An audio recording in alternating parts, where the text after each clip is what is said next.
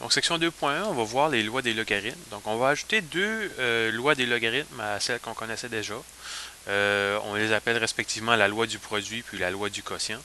Donc, lorsqu'on fait le logarithme d'un produit de deux nombres, ce qu'on peut écrire, c'est que c'est équivalent au logarithme du premier nombre plus le logarithme du deuxième nombre. Ce qui est important, c'est de retenir, c'est savoir qu'on doit avoir la même base ici.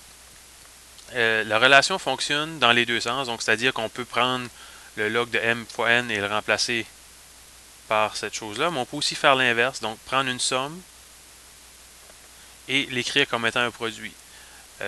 Cette opération-là, dans le sens qu'on peut appeler vers la gauche, va être pratique lorsqu'on va vouloir simplifier des expressions logarithmiques. Et on a aussi la même chose lorsqu'on a un quotient. On a à peu près la même relation qui va s'appliquer, sauf qu'on va avoir une différence ici entre les deux. Donc, comment on peut aller appliquer ça? Donc, exemple 1, sans utiliser la calculatrice, détermine la valeur de chaque expression. Donc, le log bas 5 de 100 plus le log bas 5 de 0,25. Première chose qu'on doit faire, c'est vérifier est-ce qu'on connaît la réponse directement. Donc, est-ce que 100 c'est une puissance de 5?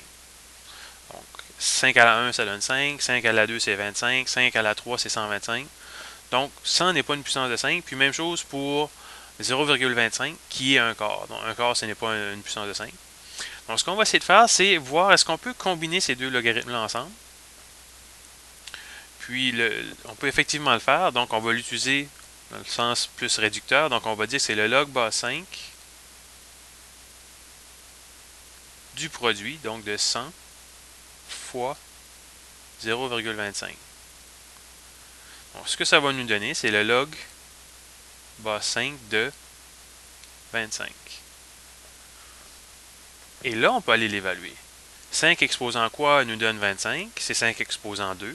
Donc, le logarithme va nous donner la valeur de la puissance. Donc, cette expression-là nous donne 2. Donc, initialement, on ne pouvait pas les évaluer sans l'aide d'un outil technologique. Mais en utilisant les lois, on peut y arriver à le faire.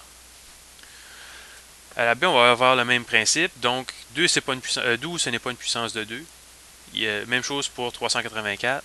Donc, ce qu'on va faire, on va les regrouper ensemble dans un seul logarithme. Dans ce cas-ci, on avait une soustraction, donc on va les écrire comme étant un quotient.